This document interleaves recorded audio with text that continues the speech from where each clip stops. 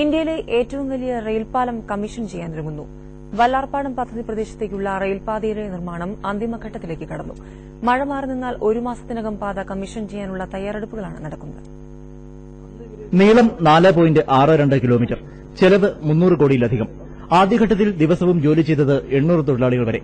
ഏറ്റവും വലിയ മേൽപ്പാലം ഏറ്റവും കുറഞ്ഞ ദിവസങ്ങൾക്കുള്ളിൽ തീർക്കുകയെന്ന വെല്ലുവിളിയാണ് സാക്ഷാത്കാരത്തോടൊരുക്കുന്നത്.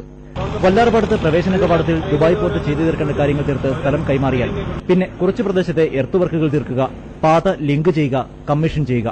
വല്ലാർപാടത്തേക്ക് ചൂളംവിളിയെത്താൻ താമസമില്ല. ചരക്ക് വണ്ടികൾക്ക് വേണ്ടി മാത്രമുള്ള പാതയായതിനാൽ സുരക്ഷാ പരിശോധന പോലും വേണ്ട. ഇന്ത്യയിലേക്ക് ഏറ്റവും വലിയ ലോങ്സ്റ്റ് ബ്രിഡ്ജാണ്. ആ ലോങ്സ്റ്റ് ബ്രിഡ്ജ് ഷോർട്ടസ്റ്റ് പീരിയഡിൽ ചെയ്യുന്നുള്ളായിരുന്നു. അതും ബാക്ക് വാട്ടേഴ്സിലാവുമ്പോഴത്തേക്ക് വെള്ളത്തിന്റെ അകത്ത് ചെയ്യുന്ന പണിയുടെ റിസ്ക്. അത് ആ ബ്രിഡ്ജിന്റെ പണി 4.62 കിലോമീറ്റേഴ്സ് ഓൾറെഡി കംപ്ലീറ്റഡ്. ഇത് സെപ്റ്റംബർ 30 ആകുമ്പോൾ 100% ബ്രിഡ്ജിന്റെ പണി തീരും. പിന്നെ എർത്ത് വർക്ക് എന്ന് പറയുന്ന ആ മണ്ണ് പണി നടക്കുന്ന സ്ഥലങ്ങളിൽ മാത്രമേ ഉള്ളൂ. അത് മാത്രം ഈ മഴയുടെ ഒന്ന് തീരുമ്പോഴത്തേക്ക് അത് കൂടിപ്പോയി ഒരു മാസത്തെ പണിയേ ഉള്ളൂ. അതുകൊണ്ട് തീർത്തു കഴിഞ്ഞാൽ ലിങ്ക് ചെയ്യുക, കമ്മീഷൻ ചെയ്യുക. 2 വർഷം മുൻപാണ് പാതയുടെ പണി തുടങ്ങിയത്.